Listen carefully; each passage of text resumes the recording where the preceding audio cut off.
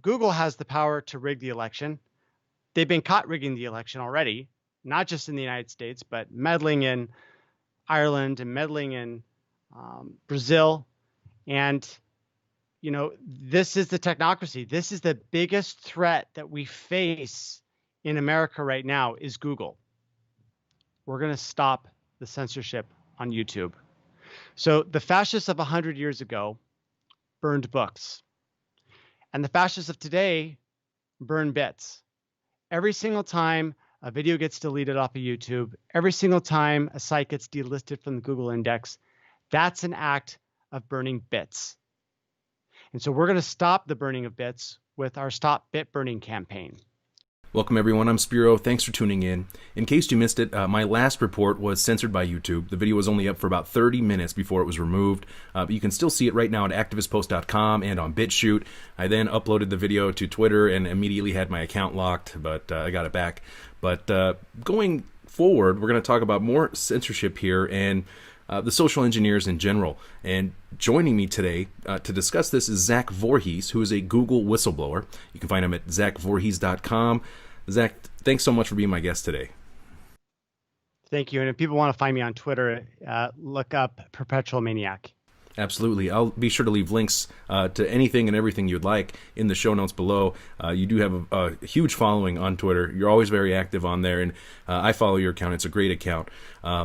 Now, Google is perhaps the most powerful and influential corporation on the planet at this point. And for those who might not be familiar with your story, what was your position at Google and how long did you work there? So I worked at the company for 8.5 years. The first sort of section that I worked there was for the Google Earth team. And then I left to start a company called Zackies.com. It's a cycling bicycle glove, actually, with LEDs on the back. And that company's still running, but I made a lot more money working for, corporate tech. So I went back to Google and worked at their YouTube division, working on the embedded YouTube app that is on the game consoles, that's on the TVs. Specifically, I worked on the NX Switch and the Xbox and a little bit of the PS4 port of the YouTube embedded app. Now, being at Google, you were essentially in the belly of the beast, and you had access to all sorts of internal and confidential information not available to the public. What did you uncover there at Google that made you decide to come forward, blow the whistle, and walk away from what many would consider a very high-paying dream job? Right. So I first want to say that working at Google/YouTube, which is owned by Google, was a dream. And everything that you've heard about the company and how great it is to its employees is 100% true. It wasn't until I came back to Google working for the YouTube division that I immediately saw that there was problems. It was about 3 months after I got hired. So I got hired in August of 2016, and then the elections happened in November of 2016. And I was so done with politics at that point that I had checked out. I didn't vote for Clinton. I didn't vote for Trump. I didn't vote for anyone. I thought it was just a crap show. So, and then to my surprise, really, Trump won. And I was like, oh, cool, that's great. A change up. Maybe we'll have, some differences now. And I thought I was just going to return back to Google and people would be upset, but that's just politics and we would move on. Wow, I couldn't be more wrong. Google was freaking out. The employees were freaking out. The management was freaking out. The C-level executives were freaking out. And it all came to a head when they had a meeting about 1 week after the election. And in this meeting, they said some really inappropriate things for the C-level executives, saying that, for example, Sergey Brin, the founder, said that he was personally offended at the election of Donald Trump, and that he thought that this nationalism would just be like a blip on the screen in history. The CFO recounted how she was having a discussion with the New York office about how they were going to lose this election. And I'm like, lose this election? It's not Google's to lose. It's the American people's election. But the most shocking thing for me, and it actually went over most of everybody else's head, the significance, was a question asked by the CEO, Sundar Pichai, about what the most effective thing that Google had done during the election. And his response was very troubling. He said that it was the suppression of fake news by their machine learning um, algorithms, and that they were going to be expanding on that. And I went, wait a minute, we're filtering fake news? Like, when was that decision made? Because, their mission statement is to organize the world's information and make it universally accessible and useful. When did Google get into the business of filtering fake news? So I thought to myself, you know what? I'm going to figure out what this fake news definition is, because I just like to research. It's kind of my deal. So I just start like browsing through the company, and keep in mind, Google was a very open company because of Eric Schmidt. And so as a result, I can just go and look at what other teams are doing. So I started looking at what the fake news team was doing. And they actually had like, I use the term team loosely, but they had like an organization that was generating design documents on defining what exactly fake news was. And when I looked through the definitions, it turned out that like 4 out of 5 all had to do with Hillary Clinton. And I was just like, wait a minute. Is this about filtering fake news, or is this about, helping a candidate? It seemed to be like it was a political play. And so I thought to myself, well, if there's, such a thing as fake news that's going to be defined at the company, then there's going to be something that executes the fake news classification and removes them from the search, the YouTube, the Google News. And so I sought to try to find out what that project was. And I found it. And the name of the project was called Machine Learning Fairness. And over the course of a couple of years, I gathered intelligence on this from within inside the company with publicly available documents. And when I was grabbing them, I was just grabbing them for myself, because at the time I was like, no one's going to believe this. This is really out there, but I need to have physical evidence for myself so that I know that I'm not going crazy. I saw Google essentially start doing seditious activities against the president. They deleted a word out of the Arabic dictionary, kafefe, in order to play into the media's attempt to use the 25th Amendment. And I went, wow, this is sedition, and this is, treasonous. And now, because I know about it, and if I don't say anything, then I'm part of the conspiracy via silence. So that's when I realized that I had to step forward. I had to contact someone that was trustworthy within the media in order to disclose this to the public, no matter what the costs of that would be. And that's how I got connected with Project Veritas. And so they did a sting operation, and the rest is history. And for those who may not be aware, the cafefe that you're referring to was a tweet that Trump put out, and they tried to basically make him look like he's not mentally there, that he's like losing it. That's why they censored that word, removed it from history, basically, and try to, like you said, build their case for the 25th Amendment to remove him for being, not having the mental capacity there. I mean, that's incredible to see and to hear. And I am going to leave a link for the Project Veritas reports. They're fantastic. They're a great organization that where they had you on their programs. Now, you ended up taking information, like 950 plus pages of information from Google, and they were in your possession. And how did Google find out about this? What was your, how did that all go down after? Like, what was their response after you had taken this information from Google? Well, I knew that there was going to be a log file because we're all logged. But I also know that because of the overwhelming amount of data and the relative immaturity of AI, they can't really figure out what the signal is from the noise.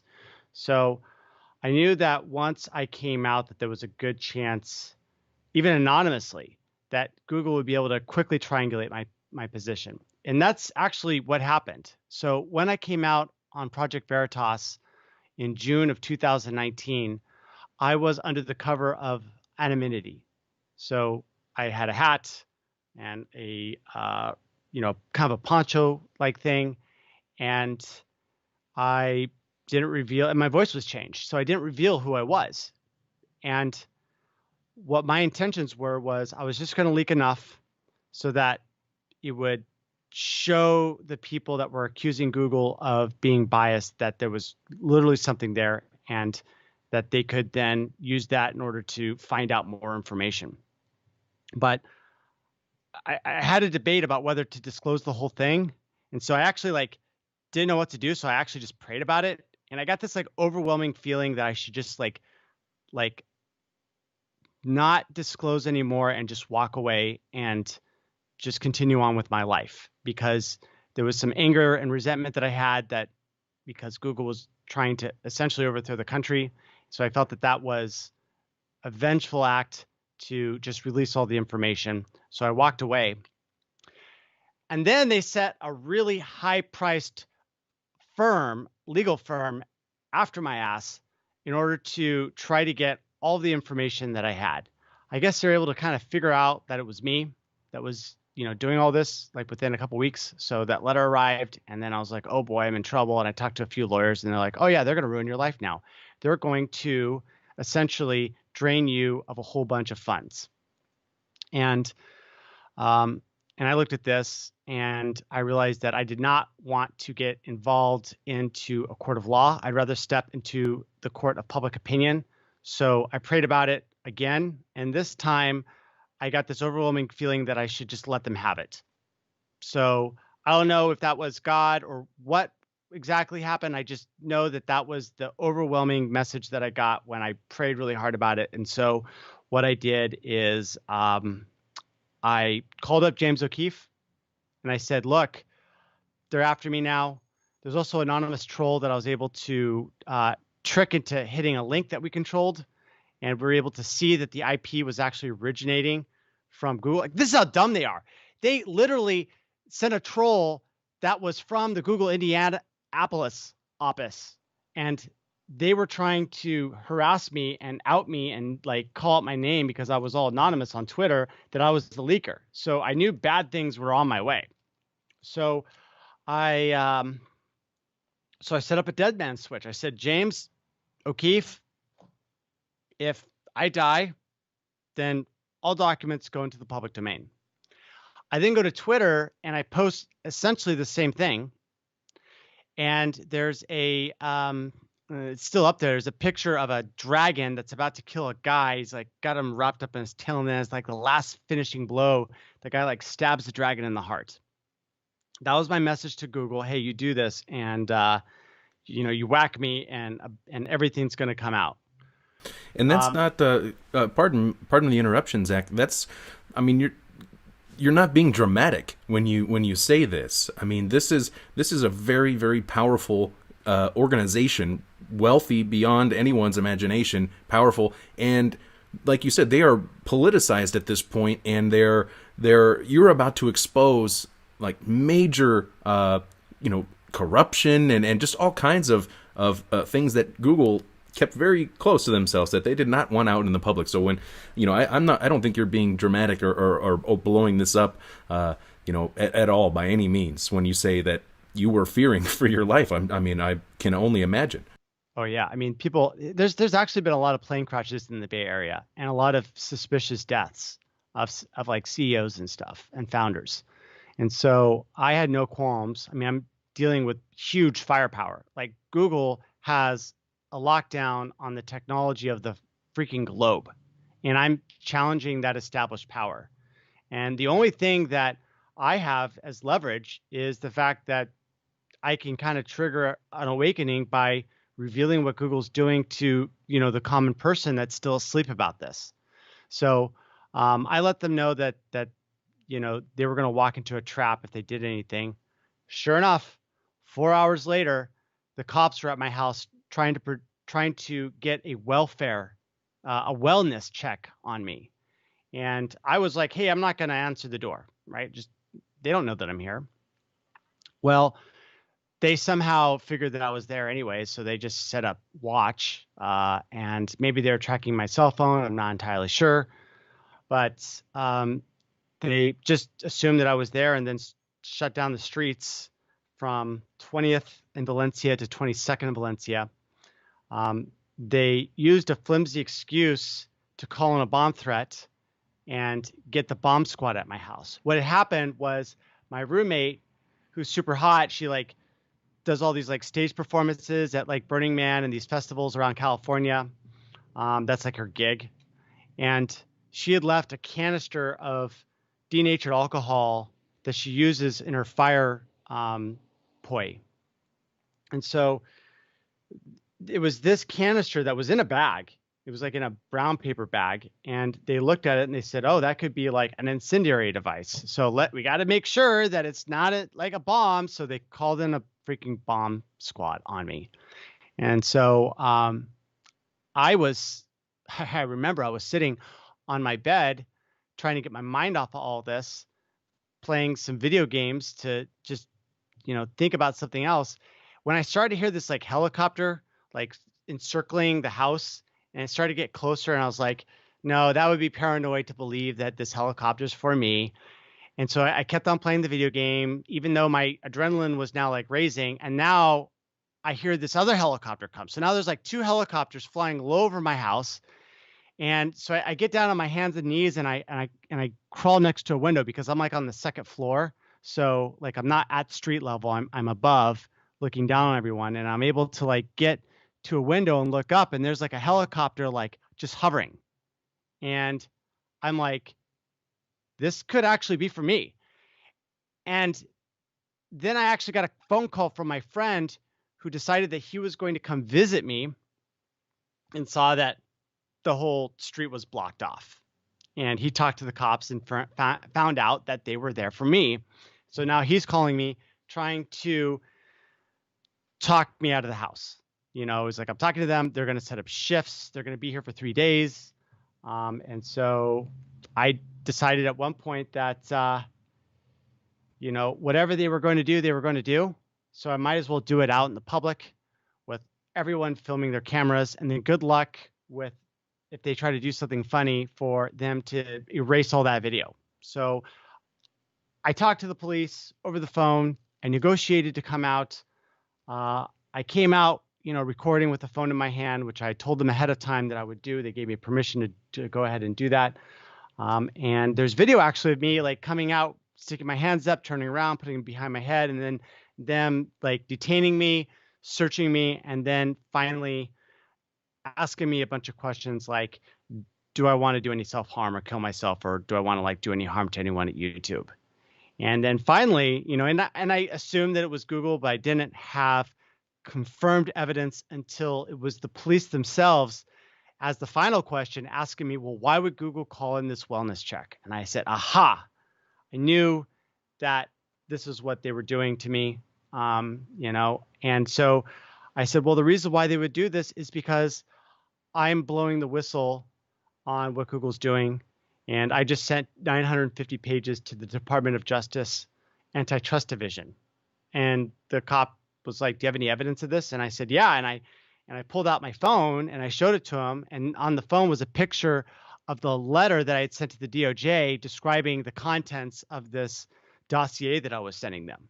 So they were like, oh, okay, you're a whistleblower. And, they realized that I wasn't a bad guy, that they were just being used by Google. And I didn't really blame them. I wasn't really upset at them. They're just people doing their jobs. So, if you're just like an easy person to deal with, then they're going to leave you alone. So I joked with them. I asked them which was the most accurate TV show depicting police. And I said, is it like CSI? And they all laughed. They said, no, CSI is not how it happens at all. I was like, well, what's accurate? And they're like, Reno 911. And I said, what? And everyone agreed. The SWAT team agreed. The FBI agreed. The SFPD agreed. Like they all agreed that Reno 911 was dead on accurate show depicting how the police work. That's hilarious. That is so funny. But I mean, that's a very serious situation in light of the Reno 911 part. That's hilarious. But I mean, you're Google was essentially setting the stage potentially for something bad to happen to you. I mean, just kind of looking at this from the outside, if they can already convince the police, for example, that you may want to harm yourself, then they're setting that narrative. They're establishing that storyline to where if anything did happen to you, they'd be like, "Oh, see, yeah, see, we thought we said he was suicidal." I mean, and then you end up like Epstein or something like that. So, I mean, that's pretty wild story there. So at this point, Google had sent you this letter from the law firm. And now they're sending the wellness check after you. What did the letter from the law firm say exactly? Like, what were their list of demands? Right. So I've gotten a lot of this, like these files from my laptop. So I was afraid that if I gave them the laptop that it would incriminate me. And so I was like sitting here going, God, what do I do about this? Right. So the letter was like, first off, give us a laptop, which I understand, that's fine. But then they were like, we need to look through your personal computer, all the hard drives that you have. We need to have like a neutral third party to come in and catalog. And I was just like, and then they were also asking like, who in the media did I talk to? What files did I retain? Basically, they were trying to get me to admit that I was the leaker. And I knew that any sort of compliance with this was just going to dig my own grave. Like Kevin Cernicki, was totally cooperative, and they screwed him. Like, he handed over the laptop when HR ambushed him. After handing over the laptop, because he filed a complaint with the National Labor Review Board, and so Google concocted this fictional story that said that Mike Cernicki was attempting to do criminal espionage, right? And so he got tangled up in the courts, and it drained $100,000 of his money fighting this frivolous, set of lawsuits against him. And I don't know if he's exited from that. He might still be in the process, but it drained his life savings away. And I knew that was going to be sort of what they were going to do to me, because I talked to his lawyer. And I was like, well, this is what's going to happen. So, I realized as I was thinking about it that, well, if they want the laptop because they want to cover up their crimes, and it's part of the chain of evidence. So really, it belongs in Washington, D.C. under law enforcement hands, so they can create this antitrust case. So what I did is that's when I set this dossier of 950 pages, I also included the laptop. And then I wrote back to Google, oh, I don't have your laptop anymore. I gave it to law enforcement, and go have fun with that. And I don't know whether they ever got their laptop back or not. I haven't asked. But yeah, it's in Washington, D.C. as far as I know. And so, so then, after that wellness check, I got the heck out of San Francisco. The next day, I was on a flight to Washington, D.C., staying in a safe house, because like that time before you disclose and the time that you actually disclose is like really dangerous, right? Because that's when they can take you out, and then maybe they can stop the disclosure. So I was taking all the security precautions necessary. I almost felt like kind of a James Bond, like someone's trying to kill me. And then like the morning before we launched the story on Project Veritas, I was getting like rung off the hook by these lawyers trying to get a hold of me to, I don't know, negotiate like a non-disclosure. But by then I had already gone through the police thing, and I don't really trust these people that are in these high positions. I think they're liars and crooks now. Like I used to actually believe in the system, but now I'm pretty jaded. So I didn't really want to deal with any of them. I wanted to get it all out of the spotlight so that it could so that the target would get off my back. And so that's what happened. And then finally, after this whole disclosure happened and it got really big, they ended up sending me like one final letter, and it was like a lot nicer now. Instead of being demanding, they were like, please, can we, can we look, on your personal computer for any documents that still exist? And I said, well, I gave the documents because I believe a crime had been committed. So if there's any documents that I've missed and I find them through the search of my laptop, then I want to let you know that I feel obligated to send those additional documents to the Department of Justice. Please let me know if you want me to proceed.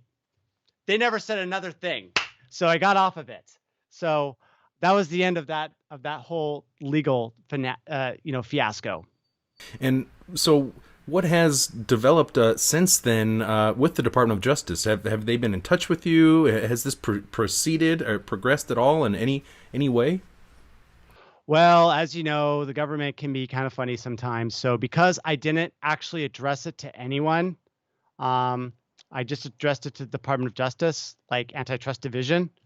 It turns out that it was going to be put into holding for like up to 6 weeks. So I went to Washington. When I went to Washington, we actually reprinted everything and put it on USB drives and then manually rewalked it into the Department of Justice through a contact that we had that was able to get us an intro. We walked in and we talked to, I can't remember the guy, but he ended up retiring like a year later, but he was like the guy that was like reported to William Barr. And he had two assistants. They took copious notes. We gave him the thumb drives. We gave him, the paper, and gave him pretty much everything. And so, and then, about a month later, the DOJ, the New York City, and 50 state attorneys filed they started an antitrust investigation. So I'm not saying that my evidence was what started that whole thing, but I find that it was pretty coincidental that I deliver this and then a month later they're doing their antitrust divisions or their antitrust investigations. And now it's actually all 52 state attorney generals. So it's all 50 states plus the 2 territories. And and now I'm just sort of in a holding pattern waiting to see what's going to happen. Like we just had a hearing last week about the whole antitrust thing with Google and Facebook and the Apple CEOs. And, the content that I disclosed was actually, talked about in these hearings. So, that's impact. And I'm really happy. And I'm hoping that, that impact translates more into just talk and more into action. I think that action is going to happen. Like we're actually pretty much on the verge of something big happening with big tech. And actually, one of the biggest problems is that they're censoring conservatives and anyone that is a dissident reactionary and doesn't like what's going on. But also, a bigger problem is that they're taking all of our data and they're selling it to China. Yeah, data is very valuable, and they've been gathering it up.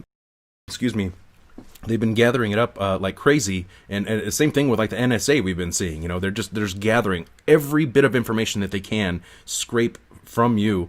And these hearings, going back to the hearings from last week, it's it is interesting to see this start to roll out. And yes, some things need to happen, but at the same time, it's like these representatives need to have some experts in there on their side or something, because some of the stuff they seem kind of lost in, But what was your take overall of the hearings? Did you watch them last week? I did. I watched the whole 6 hours, and I've actually got some notes here. And essentially, what the problem is that they've got these monopolies, right? So let's say like the Apple Store, for example. They've got this app store, and if you want to get on the iPhone, you've got to go through this process, this app store. And they're going to take a 30% commission on every single app that goes through their store. And what they're doing is that they're putting all these, additional things, these constraints on on these app developers, and it's making life extremely difficult. And the thing is that Apple's just going ahead and banning some apps without an appeal process. So, for example, there is sort of a counter to Twitter, which is the gab.com. I'm on it. I like it. It's actually some of the most fascinating conversations because it's not censored. Apple just unilaterally canceled them, said, nope, no one can download you from the App Store anymore. Sorry. And that's a big problem if you want, free speech. And, Apple's going to ban a certain class of people, but not ban the other class of people. And there's something similar happening with Google, and essentially this data collection apparatus that they have, where they're taking your real-time location data from the cell towers and from the device itself, and feeding this into these black markets, right? So the Chinese intelligence is the big one, but it's not just that, it's also other places like, the UK and Israel. And the thing is that, are we getting real-time location data from their citizens? In many instances, no. And so we've got this asymmetrical advantage that we're just giving away to people that are our geopolitical rivals. And that's just not a good thing. And so, the whole meeting was kind of talking about sort of the Chinese threat and data collection, and then also the abuse of their monopolies in order to stifle competition. Excuse me, and that is a major problem. Monopolies are historically extremely dangerous and oppressive, and so this is a big problem. And Google is like the equivalent of Skynet, in my opinion. I mean, these are the technocrats, the social engineers that are literally shaping society by manipulating our perceptions of realities. Like Zach, how powerful would you say Google is, for example? I mean, it's around $1 trillion company right now. They own 90% of the search market, about 80% of the mobile phone market. The technocracy is here. I mean, they're probably listening to me right now, just to be honest, right? Like, I've been trying my best to get rid of all the Google products in my life, and it is hard.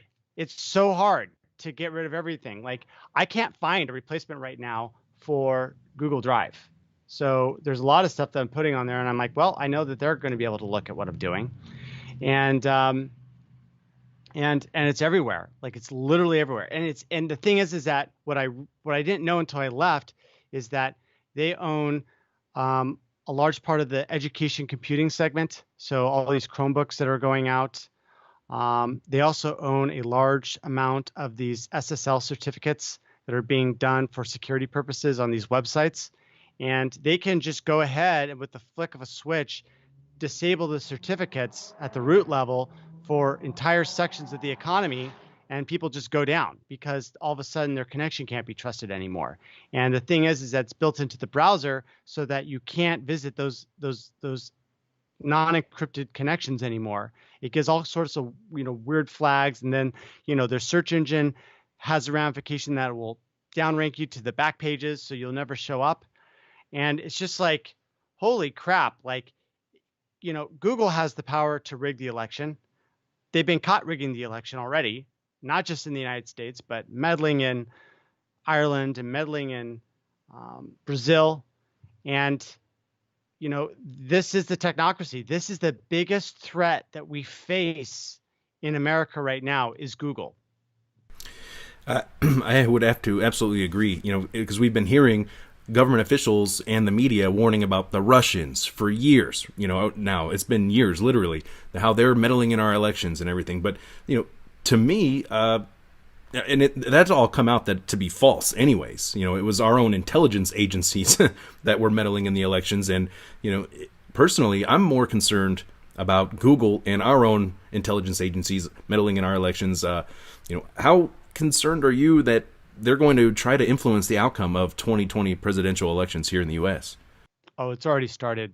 And I've been saying for a while now that this, I knew that it was going to be really bad. I knew this a year ago. It's the reason why that I decided to blow the whistle, because I wanted to give patriots a heads up that this stuff is coming down the pipeline. And by doing this a year ago, I gave a full year for everyone to prepare for the eventuality of what Google is going to do, and give ammo for the lawyers that are working on our side to be able to get at that electronic discovery, because Google's got these giant walls, and whatever they want to, whatever is done, they want to make sure that some lawyer can't crack open that vault and start looking at all the documents. So this is why I wanted to do this, was really to enable the lawyers to go after them. So it's, and you're seeing it right now, like a bunch of people are getting banned left and right on social media, Twitter, YouTube. Their voices are being silenced. If you talk about, that one drug, and I don't want to say it because I'm worried about your page. Go ahead and say it. Don't worry about it, or should I worry about it? No, go ahead. I believe you're talking about HCQ. If you say HCQ, then your page can get banned, right? Zero Hedge got banned because they outed the connection of the Wuhan and the coronavirus, and it's out of control. And clearly China is, and this is the thing that I realized, is I didn't realize the scope that China was actually involved on a planetary scale, but they've got their fingers in everything. And I think that they actually have more influence in the world than possibly America at this point, not in a cultural way, but in a, like, we're buying up everything sort of way, right? Like I go to Costa Rica, or I hear about it in Brazil, and it's just like China's buying up this, China's buying up that, they're flooding in. When I left YouTube, it had gone from about like 30% Chinese to like 70% Chinese. I was like one of the few white people still remaining. And so I was just like, okay, well, this is interesting. Like, there's a bunch of Chinese nationals coming into the company. And so, right now what we're seeing that China is meddling in the election using these tech companies and the DNCs as proxies. That's very interesting. Personally, I'm not going to get into it, but since I already started to, I guess, it's basically two sides of the same coin is kind of how I looked at it. And if voting really mattered, they'd probably make it illegal anyways. But, That's true. But, you're right. We have been seeing a massive increase in the censorship, and it used to be more subtle, but right now it's more blatant and very much out in the open for everyone to see. And I believe that they're wanting people to self-censor as well, by just having that blatant censorship. So people are going to be like, like you were just concerned, and I would thank you for that, about saying hydroxychloroquine. You don't want to say it because you don't want my channel, this video, to get taken down. I understand. But I refuse to self-censor, and we can't cave in to, this technocracy, as you rightfully call it. But, ultimately, how dangerous do you believe that the censorship is or can be, if it keeps getting worse? And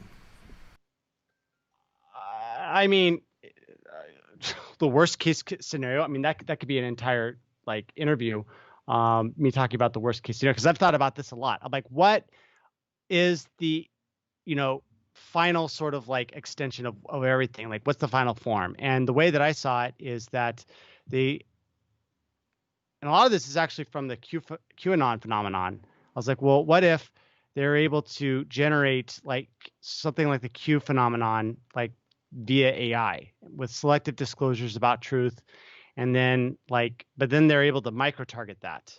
And so it's let's say instead of a psychological operation that collectivizes hundreds of millions of people, maybe you're just collectivizing 100,000, but instead of one, you've got, let's say, 1,000 of these, right? So now they go over the country, and now everyone's got this own selective truth about something, and they're siloed, so they're not sharing anything.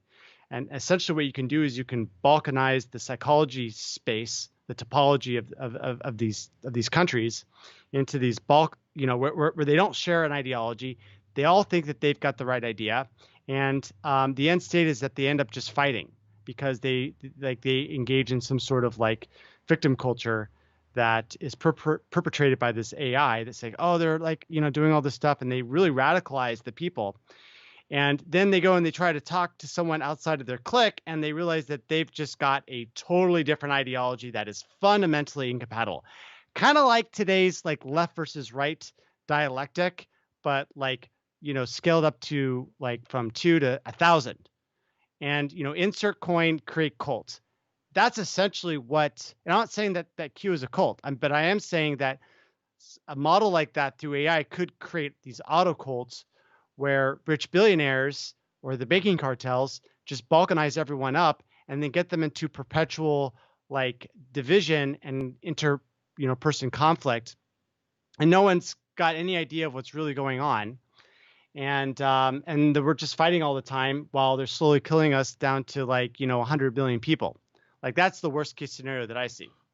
Yeah, and that's very interesting, and I mean it falls right into their divide and conquer strategy, which has been playing out for quite some time now, and I don't think we've seen as much division as is taking place right now. I think people are more divided than ever, and that keeps us weak, because if we're so busy fighting each other over frivolous things in the big picture sense, then we'll never see where the real threat is targeting all of us. We're all targets of this same system of oppression.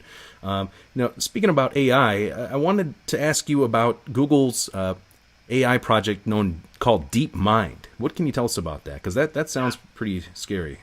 So, like, remember how chess AI, like a couple decades ago, was progressing like kind of like it was like, oh, it's getting better, and now they're like, oh, it can actually like defeat the chess grandmaster, and then it like exceeded that, and then they're like, wow, it had this like alien intelligence. But then they had this new benchmark, and they're like, Go is such a harder game that no AI will be able to defeat a human player for the next decade. And then it was like something like the next year or two after that. It was like DeepMind's like, ta-da, we beat everyone in Go, and we've mastered the game. And then like a year later, they're like, hey, instead of taking 3 months to train it, we're able to do the same training in 2 hours. And now, and the way that DeepMind works is that, they've got these like neural nets, and these neural nets are kind of like your brain cells. They pass along information when they got like inputs on one side, and then they fire off an action potential down the axon. And so neural nets kind of work as the same way. Like a single, simulated neuron has as inputs other connections, or in the beginning, it's actually the input, right? And it basically gets a signal, and then based upon certain weights of like certain patterns that it sees on its inputs, it will then fire its own output, which is the input to the next layer in the neural net. And that doesn't seem like it could actually, create an emergent intelligence, but it actually can, right? And the whole thing is, how do you train these things to fire in the proper sequence so that they can form, these logic centers that can solve problems. And so if you train these things on, let's say, like a game of Go, the neurons will self-organize in a way that allows them to maximize their chances of winning. And this is essentially what DeepMind is. And they've been doing interesting things like transference, which is one of the new things that they've been doing, where they say, hey, well, if we train something to be strategic in checkers, like that's actually kind of similar to chess, even though chess is way more advanced. Let's try to take a checkers AI and then convert it into a chess playing AI. Or let's get an AI that knows how to wash the dishes, and then we'll transfer it so it knows how to dry the dishes. So it's kind of these adjacent spaces in problems that they're able to like now solve with these AI transferences. And so now you've got this like AI system. And now let's say you feed it like all the information that's in Wikipedia, right? What are you going to get? You're basically going to get like this godlike AI intelligence that you can feed it whatever you want, and it's going to give you back answers. And we're seeing this sort of emerge now, even on the open source projects. There's something new coming out called GPT-3.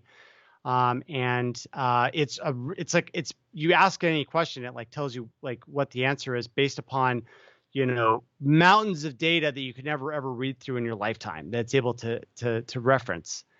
And so it's these sorts of like AIs are now emerging, but and that's just in the public sphere. This DeepMind is private, and it's siloed, and it's funded by the world's most powerful technology company like ever. And, this is a really dangerous thing, because not only is it a threat to humanity, but China has supposedly gotten access to this. And this is an open question of how much access that they have, because they had a Chinese national by the name of Feifei Lei, who was from Stanford. She came in Google, I think around like 2000, was it 17 or 2018? And she came in, and what she said is that when it comes to Google and AI, they don't have borders nor boundaries. And this is a really big problem because, she helped establish Google's office in China. And because Google's a global corporation, one side of the hand, just like in the same way that I was able to see all the documents of fake news, was this Chinese office able to see their DeepMind technology and get a copy of it? And if they got a copy of it, the issue there is that in 2017, the president of China stated that anything that was developed or available within China that had a military application had to be shared with the People's Liberation Army. I've got 5 minutes now before I got to go to my next thing, but the big question, and this actually caused Peter Thiel to write an op-ed in the New York Times accusing Google of treason. And I had an article posted in Breitbart from a podcast that I did with one of them, basically saying the same story that I just said now. Like, there's all this connection and this pipeline, this free access pipeline for this godlike AI intelligence to get right into China. Did they get access to it? And we still don't have an answer on that, right? Like, Google's been very dodgy about whether China has, and obviously we can't go to China and ask them like, hey, did you steal all this technology from us? Because they're going to be like, of course not. So, that's the big threat. Like, what do they know and what do they have, and what are they going to use it for? Wow, Zach, thanks so much for the time that you have. I know that you're running out of time. You got to get going, but real quick here, you have something big in the works taking place, mainly behind the scenes right now. But can you tell us a little bit more about this project called Stop Bit Burning, and what can we expect from this? Tell us about this, please. We're going to stop the censorship on YouTube. So the fascists of 100 years ago burned books, and the fascists of today burn bits. Every single time a video gets deleted off of YouTube, every single time a site gets delisted from the Google index, that's an act of burning bits. And so we're going to stop the burning of bits with our Stop Bit Burning campaign. And our Stop Bit Burning is an organization with Dustin Nemos, who created this Q book. And we're basically using this where we go one, we go all mentality. And what we're doing is that we're collectivizing the YouTube people that have been censored, all the influencers, such as yourself. And what we're doing with this is we're going to launch a campaign to raise money from the audience members. Ask for $5, same as you would buy coffee. Just give it to us, and we'll protect the freedom of speech. And what we're going to do is we're going to take this money and we're going to file a class action lawsuit against Google for their collusion activities and for their torturous interference in the exchange of commerce, because that's what they're doing, and they're doing it for not good Samaritan reasons. They're doing it for a political agenda, and they need to be held account of what they're doing. And right now, they're protected under Section 230 as long as they, promise to not do any sort of censorship beyond censorship of the obscene. Well, obviously, they're breaking that side of the agreement. And so we're waiting for the right moment to be able to launch this lawsuit, whether we get clarification from the FCC or Trump, or whether Steve Wozniak is able to succeed in his lawsuit against YouTube. And so right now, we've been getting testimonies from YouTube content creators, and we've gotten a lot of influential people who I'm not comfortable saying who it is right now, but you'll know about it shortly. By coming together, we believe that class action lawsuits can be really effective. And so that's what Stop Bit Burning is all about. You can find our website at stopbitburning.com and check it out. And if you know of an influencer Tell them about what we're doing. Sign up for a newsletter. It's tens of thousands already. And if you want to throw like a cup of coffee, like $5 our way, there's a donate button on there. You can go ahead and click it if you want. So that's what Stop Bit Burning is all about. Fantastic. Zach Voorhees, ladies and gentlemen, thank you so much. I'll leave links to stopbitburning.com. I'll leave links to zachvoorhees.com and to your Twitter and anything else you'd like as well. And definitely look forward to having you back again soon. Thanks so much for your time. And I'd like to thank the audience who watches and shares these reports. I can't thank you guys enough. Definitely share this information. This is important. And visit stopbitburning.com. Zach Voorhees, thank you. Any final points you'd like to mention? Spiro, I just want to say thank you so much for everything that you're doing. I'm getting into this fight because I want to protect voices like you, because like we've never had a decentralized news commentary system in the history of the planet, right? Well, I mean, I guess they did like that's how the original one, but we haven't had it in the last 100 years. So what you're doing has tremendous importance, and I just pray that you just continue to just be a guiding light in these dark times. Thank you for everything, Zach, and I can't wait to watch this lawsuit come together, this class action lawsuit come together. It's very exciting. So look forward to talking again soon once this thing launches officially, and hope to have you back very soon, Zach. Thank you so much for everything you do as well. Thank you very much, Spiro. Take care. Bye. Bye. Thank you.